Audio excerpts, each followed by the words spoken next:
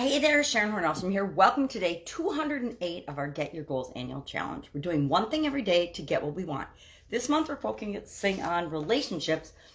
In the last 7 days of each month this year, except for January when we came up with our goal setting process, we are covering the specific month life framework area that we're covering, the process, step by step, day by day. So this month we're covering our most important relationship goal. So when we want to achieve by the end of the year, what is it? We're breaking it down step by step, day by day. And today is step 3 of the process, and that is to break our SMART goal that we wrote yesterday down into steps that make sense for us. So I looked up and did some fun stuff, and you can read that in Guide 17 of the Get Up and Go Challenge private Facebook group page, or I'll just share the things right here. My goal, as you can hear in the background, my granddaughters, I'm here with 2 of them at their house. My kids won a bid on a skate park, so all of a sudden this weekend they have to install a skate park in the backyard. So that's interesting. Bobcat's here clearing the land and making a spot for it. So I am at my daughter's house, which that's one of her very first skateboards. I think it might be her very first skateboard when she was a teenager, hanging on the wall, and I'm watching my infant granddaughter's awake. My 2-year-old's not awake yet, so I'm quick sneaking in my videos. So how am I going to? The relationship I am setting my goal for is spending quality time with my 3 amazing granddaughters. And 2 are pretty easy because I have access to them all the time. 1, not so much. So I looked up what are some possible steps, and I found a quick grouping of 21 different steps, thank you ChatGPT, that we could do to improve our relationship and spend more quality time with them. So I'm going to share those quick. I'm going to read the list using my magnifying glass, and then I'm going to hop off and hang out with them and spend quality time with them today. So 21 steps to quality time with granddaughters.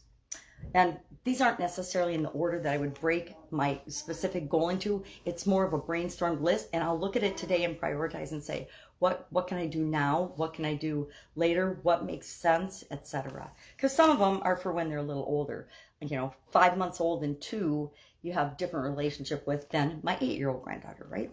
Okay, so let's just read this list quickly. Number 1, actively listen. Listen to and pay attention to the communication that the girls have with me. And that's important, especially with the 2-year-old as she's learning to speak and say words. Sometimes what she says, it's a little bit challenging to understand. Number 2, spend quality time together. Number 3, respect their boundaries, their individual boundaries. Number 4, be supportive and encouraging. Number 5, share family stories and traditions. 6, foster mutual interests and hobbies. And as they get older, that becomes easier because they become interested in more things. 7, be playful and fun-loving. I can work on that one a little.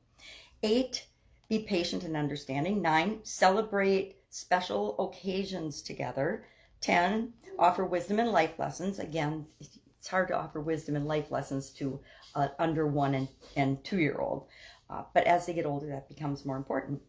11, support their dreams and aspirations. Again, 12, embrace technology to stay connected. So, when I was raising my kids, the only time you saw your grandparents was on holidays or if you went for a physical visit or talked on the phone.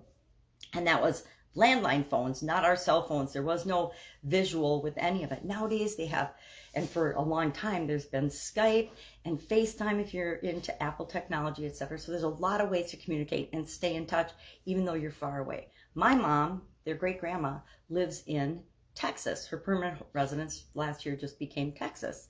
And so in order to see her, we FaceTime. Share meals together. That's always fun. 14, attend their events and activities. 15, express unconditional love, one of my favorites. 16, be a positive role model. 17, learn from each other. 18, encourage open communication with parents.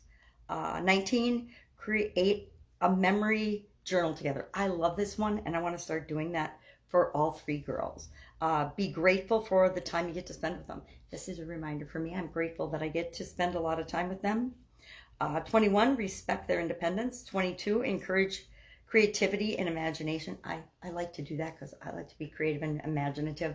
And the cool thing about having grandkids is you get to tap back into the fun and the fun-loving activities and things that you loved as a child. I still love coloring now. My eyes are bad, so I'm not very good at coloring, but it's still fun to do with the kids. 23, share your family history. 24, be available during tough times. 25, emphasize the importance of education. And I say the importance of lifelong learning, and make life fun and help them with their sense of adventure and curiosity, because if you're curious about things, then you love learning about them. So that's just a quick list that I got off ChatGPT, and I'll look at that today. But how do I want to break my goal of spending quality time and measuring quality time with my granddaughters down into key steps? It's kind of like our milestone steps, which we're going to use a few steps down in the process to track whether we're moving toward what we want or not. Any questions about this? Any questions about breaking our goal down into steps? Ask, or go to the private Facebook group page, Get Up and Go Challenge private Facebook group page. Guide 16, all the videos. Guide 17, all of the write-ups that supplement this video. Or just message or leave a comment below and ask, because that's what I'm here for, is to help and encourage you to actually do the daily action. Guess what? If we do the little action every day, and our action today is just to break our SMART goal down into steps. But if you're struggling with that, don't struggle, just ask for help. Anyway, have a great day, and I'll of course be with you tomorrow. I hear a baby in the background.